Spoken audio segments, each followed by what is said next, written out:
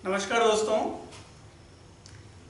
मैं एमएल गंधर्व, केंद्रीय विद्यालय सीटीपीपी छबड़ा संगीत शिक्षक। आज आपको वायलिन के बारे में कुछ प्रारंभिक जानकारी, जैसे वायलिन का जन्म, वायलिन के प्रसिद्ध वादक और वायलिन के बॉडी पार्ट्स के बारे में कुछ आपको जानकारी दे रहा हूँ।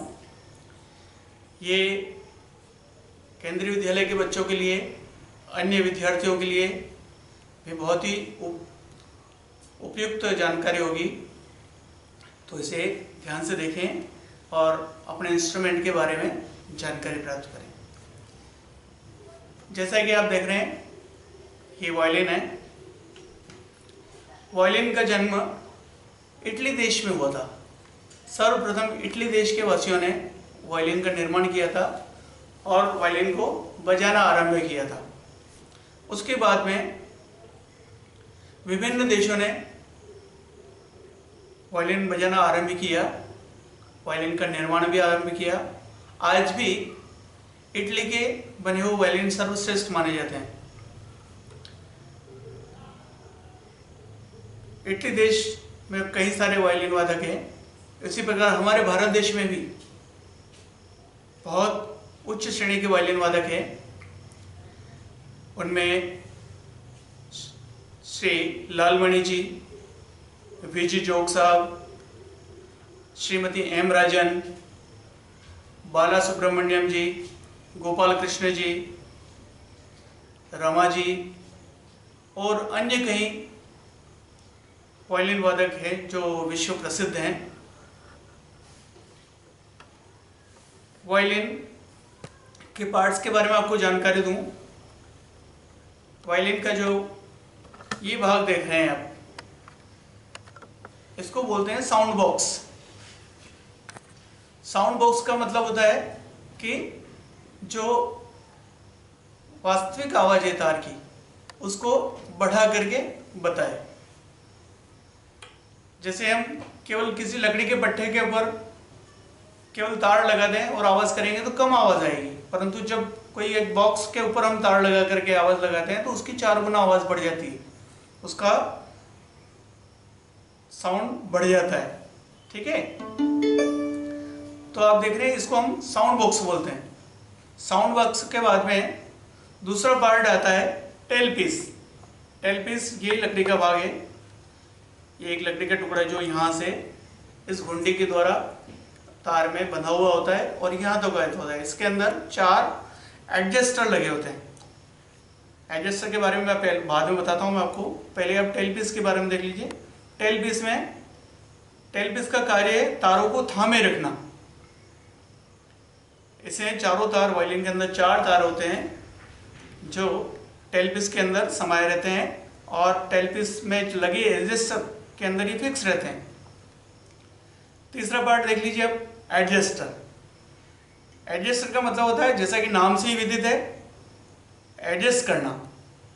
तारों को ट्यून करते समय ये जो खूंटियां हैं, पेच हैं, इनसे हम तारों को ट्यून करते हैं। जब अधिक टाइट करना होता है, लूज करना होता है, ढीला करना होता है, तो हम इनका प्रयोग करते हैं।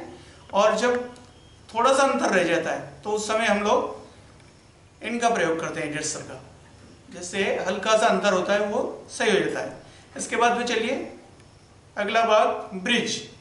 जैसा कि नाम से हमें पता चल रहा है, ब्रिज का मतलब होता है पुलिया।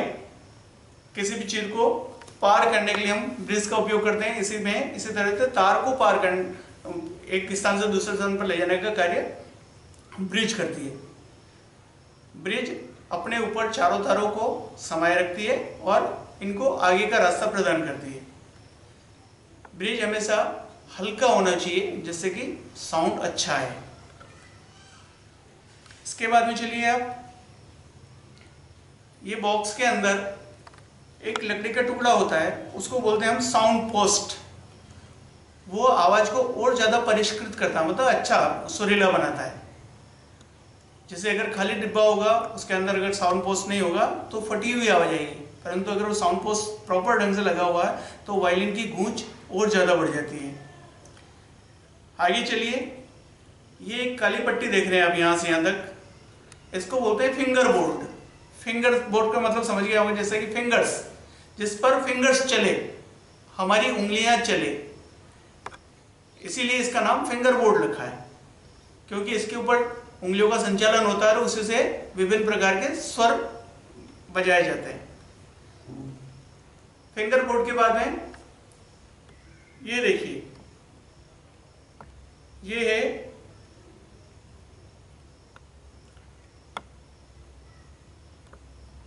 इसको पेच बॉक्स बोलते हैं, पेच बॉक्स या खूंटियों का स्थान। इसमें लकड़ी की खूंटियां लगाई जाती है 4, जिसमें वायलिन के चारों तारों को बांधा जाता है और आवश्यकता पड़ने पर ढीला या टाइट कर लिया जाता है, जिससे कि स्वर में मिलाया जा सके। मैंने अपनी सुविधा के लिए लकड़ी की खूंटियों की जगह मैंने ये स्टील के 4 पेच लगा दिए, जो गिटार में अक्सर लगे होते हैं, उनको मैंने फिक्स कर दिया। इससे हम लोगों को एक फायदा है कि जब मौसम परिवर्तित होता है, सर्दी का मौसम होता है, बारिश का मौसम होता है, उस समय लकड़ी थोड़ी फूल जाती है तो खूंटियां टाइट हो जाती है, तो उससे ये बॉक्स टूटने का डर रहता है। तो मैंने इन सब से बचाव के लिए इसमें ये स्क्रू लगा दिए, ताकि ये किसी भी मौसम में खराब नहीं होते हैं। इसको हम पेच बॉक्स बोलते हैं, ठीक है। खूंटियों को हम ट्यूनर भी बोल सकते हैं। इसके बाद चलिए, ये जो गोल वाला हिस्सा देख रहे हैं आप, इसको बोलते हैं स्क्रॉल। इसका वैसे कोई उपयोग नहीं है, परंतु ये वायलिन की सुंदरता को बढ़ाने के लिए स्क्रॉल बनाया गया है, ठीक है। इसको हम स्क्रॉल बोलते हैं। ये खूंटियां या ट्यूनर, ये पेच बॉक्स, ये finger board, sound box, bridge, अंदर साउंड पोस्ट, टेलपीस, एडजस्टर, और इसी तरह से आप लोग ये देख रहे होंगे, इसको बोलते हैं चिन रेस्ट। चिन रेस्ट जैसे भी नाम से पता चल रखा है, तो ये वायलिन को थामे रखने के लिए इस तरह से प्रयोग किया जाता है। जब हम खड़े रह के बजाते हैं या आराम से बैठ के बजाने की कोशिश करते हैं इस तरह से, तो इसका प्रयोग किया जाता है ताकि वायलिन थमा हुआ रहे, इधर उधर नहीं जाए। वैसे वायलिन की बैठक है, एक पैर आगे करके ये इस तरह ये, और इसको अगर चिन रेस्ट का प्रयोग करना है तो ये इसकी बैठक है। अब चलते हैं हम वायलिन के तारों की ओर। वायलिन में आप देख रहे हैं जैसा कि ये 4 तार लगे हैं, जो क्रमशः एक मोटा, फिर उससे दूसरा पतला, फिर पतला, फिर पतला। इनके गेज फिक्स होते हैं, हर एक तार का गेज फिक्स होता है, उसी के अनुसार ये लगाए जाते हैं और इनका को ट्यूनिंग किया जाता है। सबसे पहला तार मोटा वाला, आवाज सुन रहे होंगे आप लोग, इसको हिंदुस्तानी संगीत पद्धति में ट्यूनिंग करेंगे यदि हम, तो ये पंचम स्वर, पंचम का मतलब प स्वर में ट्यून किया जाएगा। उसके बाद दूसरे नंबर का मध्य सप्तक का सा, षडज, उसके बाद फिर तीसरे नंबर का तार प पंचम, और अंतिम तार चौथा तार षडज। इस तरह से चारों तार अलग अलग सुर के प सा, इस तरह से चारों स्वर में मिलाए जाते हैं। जो विदेशी वाद्य यंत्र वादक है, जो विदेशी वायलिन वादक है, वे कुछ अन्य तरीकों से मिलाते हैं। कुछ लोग इसको मंत्र सप्तक के मध्यम में, फिर ये सा, फिर प, और अंतिम तार सा की जगह रे स्वर में मिलाते हैं, म सा प रे। कुछ लोग इसको उल्टा करके सा प इस तरह से भी मिलाते हैं। इस तरह से वायलिन मिलाने के 4-5 तरीके, परंतु हमारे भारत में अधिकतर प सा यही तरीका ज्यादा प्रचलित है, क्योंकि हमारे जो वादक है वो अधिकतर क्लासिकल बजाते हैं। वेस्टर्न म्यूजिक वाले मसा पर ही यूज करते हैं, ताकि उनको आगे और स्वर मिल जाते हैं। इधर म पर मिलाने से एक स्वर ज्यादा मिल जाता है, और रे पर मिलाने से उधर एक स्वर ज्यादा मिल जाता है। इस तरह से हमारा ट्यूनिंग हुआ प सा, या कुछ लोग म सा प सा, या म सा प रे, या सा प, इस तरह से चारों तार ट्यूनिंग करेंगे। ये तो बात हुई वायलिन के बारे में। अब इसको कैसे बजाया जाता है किस तरह से इसमें स्वरों की उत्पत्ति होती है ये आप देखिएगा। जैसे कि हम देखते हैं अन्य इंस्ट्रूमेंट में चाबियां होती है या कुछ निशांस बने होते हैं, सिंबल बने होते हैं, वहां पर हम उसको दबा करके स्वर पढ़ते। तो ये वायलिन में केवल एक लकड़ी का टुकड़ा होता है, इसी में सारे स्वर समाहित है।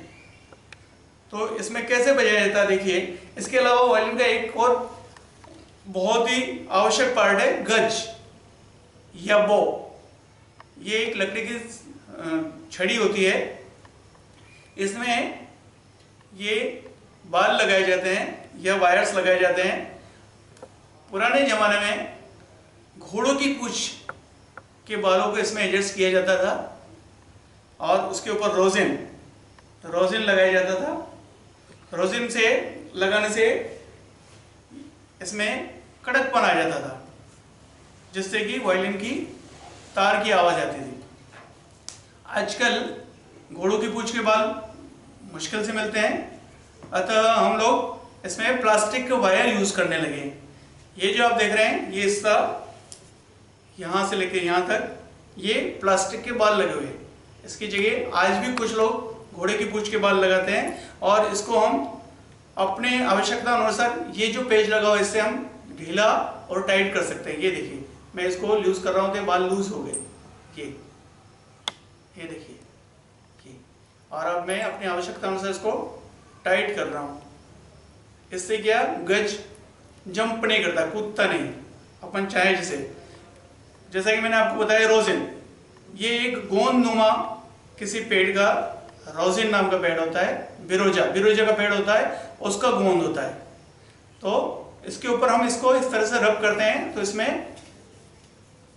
कड़कपन आ जाता है और इससे आवाज उत्पन्न होती है। इसको बजाने से पूर्व थोड़ा सा घिस लेना चाहिए जिससे कि इसकी आवाज आए। अब देखिए वायलिन में स्वर कैसे उत्पन्न होते हैं। जैसे मैं केवल हाथ से बजा रहा हूं तो यहां प स्वर उत्पन्न हो रहा है। अब मुझे ध बजाना है तो इसके लिए मुझे पहली उंगली, चारों उंगलियों का प्रयोग होता है इसमें। तो ये मैंने यहां पर कुछ अंदाज से लगाया तो ध बोला, फिर इसके बाद में मैंने बड़ी उंगली लगाई कुछ स्पेस के बाद में तो नी बोला, और इसके जस्ट पास अगर लगा दूंगा तो इसी तार पर सा भी बोल जाएगा, प ध नी सा। ठीक है, इसी तरह सेकेंड बार पे चले हम तो सा रे ग म। फिर तीसरे वाले तार पे चले तो केवल तार बजाएंगे तो प बोलेगा। फिर जहां हमने रे लगाया तो उसी स्थान पर अगर हम तीसरे वाले तार पर उंगली लगाते हैं तो ध बोलेगा, ध, फिर नी और सा। इसी तरह से अगले वाले अंतिम तार पर भी हम बजाएंगे तो यहाँ तीसरे तार पर जो स्वर बोला वही केवल तार को बजाने से सा बोलेगा। अब इसी क्रम में जैसे हमने यहाँ ध या रे पर लगाया था उसी तरह से सा के बाद में रे, फिर ग और म। तो इस तरह से स्वरों को हम बजा सकते हैं। अब देखिए वायलिन को बजाने का तरीका जो है, बो का प्रयोग, बो को पकड़ने का तरीका है नीचे अंगूठा और ऊपर चारों उंगलियां ऐसे फ्री। ये मैंने दाहिना पैर आगे निकाला और इसके ऊपर मैंने ऐसे रख दिया ताकि वायलिन फ्री रहे। अब मैंने बाएं हाथ के अंगूठे और पहली उंगली के बीच में जो हमारा हिस्सा है यहाँ पर मैंने इसको फिंगर बोर्ड को के हैंडल को पकड़ा और हमारी मुट्ठी जैसे हम बंद करते हैं ये इस तरह का पोजीशन होना चाहिए। तो हम आसानी से इन चारों तारों के ऊपर ये उंगलियां चला सकते हैं। अंतिम तार पर देखिए, सबसे पहला जो मोटा तार है वहां तक मेरी फिंगर्स जा रही है देखिए, फिर ये सेकंड तार पर, ये थर्ड तार पर, ये फर्स्ट तार पर। अब देखिए कैसे बजेगा। जैसे मैंने केवल तार बजाया, ना तो ज्यादा आपको प्रेशर डालना है और ना ज्यादा लूज होना चाहिए। अगर लूज रखेंगे आप तो वायलिन की आवाज कम आएगी और ज्यादा प्रेशर डालेंगे तो ची ची की आवाज आएगी। इसलिए एक सामान्य दबाव के साथ वायलिन के तार को हमने बजाना चाहिए।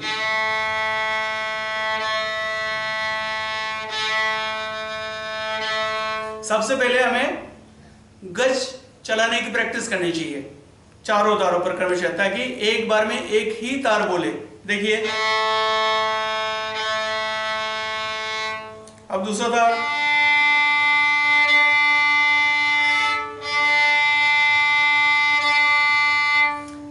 जब आप बजाना आरंभ करेंगे तो पहले दूसरे वाले तार भी टच करेंगे, तो घबराइए नहीं, उससे होने दीजिए। जैसे जैसे अभ्यास बढ़ता जाएगा एक ही तार की आवाज आएगी। जैसे अब मैं तीसरे नंबर का तार बजाना चाह रहा हूं, तो देखिए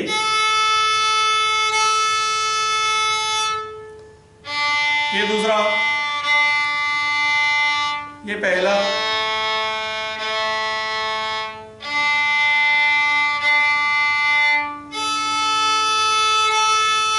अंतिम तार। ठीक है। अब देखिए इस पर स्वर कैसे उत्पन्न होते हैं। ये मैंने सेकंड नंबर का तार जब बजाया तो इससे हमारा मध्य सप्तक का सा बोला, सा। अब मैंने अंदाज से इस पर एक उंगली लगी, केवल पहली वाली उंगली का ये जो हिस्सा है, इससे हमें तार को प्रेस करना है, सा, देन ये रे,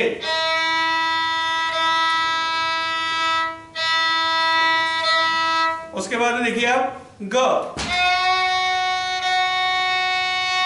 और ग के तुरंत बाद में मैंने फिंगर लगाई तो ये बोला म। इस तरह से सा रे ग म, 4 स्वर बोल के, सा रे ग म। अब तीसरे नंबर का तार जब मैं केवल तार बजा रहा हूं तो वहां पर स्वर बोलेगा। जैसे हमने रे ग म बजाए उसी तरह से ध नी सा बोलेंगे।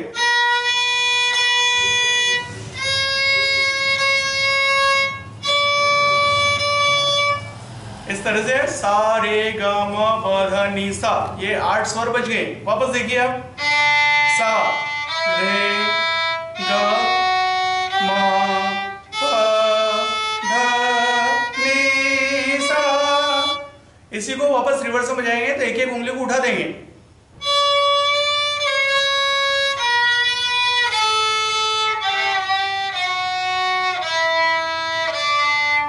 इस तरह से धीरे धीरे अभ्यास बढ़ाना चाहिए। इसी तरह से अगर हम चौथा तार मतलब सबसे मोटा वाला तार जो है, पहले नंबर का तार जो बताया था, उस पर अगर हम बजाएंगे तो इस तरह से प ध नी स्वर बजेंगे। ये प मंत्र सप्तक का, ध नी, दूसरा नंबर का तार आ गया, फिर रे ग म प ध नी सा। हम तार सप्तक का सा इस पर भी बजा सकते हैं, और हमारा जो अंतिम तार है, चौथा जो पतला तार है, वो भी सा में ही ट्यून किया गया है। तो हम सा यहाँ नहीं बजा करके आगे भी बजा सकते हैं। जब हम तार सप्तक में जाना चाहता है तो यहाँ बजाएंगे, जैसे यहाँ रे बजाता है वैसे यहाँ बजेगा, ग म। ये हमने सबसे छोटी उंगली का प्रयोग किया प के लिए। अब हम चाहें तो आगे भी सारे ग म प ध नी सा आगे भी बजा सकते हैं, परंतु अभी जब प्रारंभिक अभ्यास है तो हमें केवल यहीं तक बजाना चाहिए, सारे ग म तक। देखिए कैसे कंटिन्यूस बजेगा, सा रे ग म प ध नी सा। अब तार सब में सा रे ग म, फिर रिवर्स में, रिवर्स का मतलब अवरोह।